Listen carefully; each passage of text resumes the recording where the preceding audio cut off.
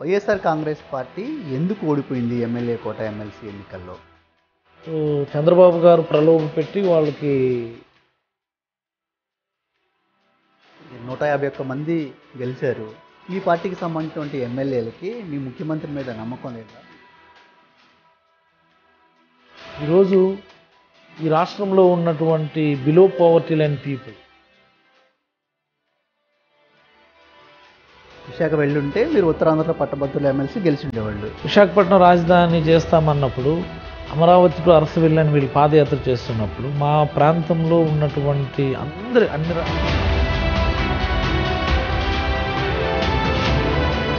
చంద్రబాబు ఒకవైపు ఉన్నాడు, పవన్ కళ్యాణ్ వచ్చే ఎన్నికల్లో ప్రభుత్వ వ్యతిరేక ఓటును చీలనివ్వం, వైఎస్ఆర్ కాంగ్రెస్ పార్టీ ఈసారి అధికారంలోకి రానివ్వని చెప్తున్నాడు పవన్ కళ్యాణ్. ఏం చెప్తారు పవన్ కళ్యాణ్?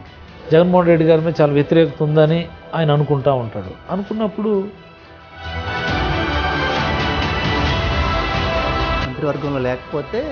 మంత్రివర్గంలో లేకపోతే లెక్క వేరే ఉంటుంది. మరి మీకు వ్యతిరేకంగా మీ పార్టీకి సంబంధించిన లీడర్లు సమావేశాలు పెడతా ఉన్నారు, మిమ్మల్ని ఓడిస్తామని చెప్తున్నారు వచ్చే ఎన్నికల్లో. వాళ్ళని మీరు ఓడిస్తారా? చూస్తారు కదా, 2024 చూస్తారు కదా. ఏపీ మంత్రి అప్పలరాజుతో స్పెషల్ ఇంటర్వ్యూ ఆదివారం రాత్రి 7:30 నిమిషాలకు మీ స్వతంత్ర టీవీలో.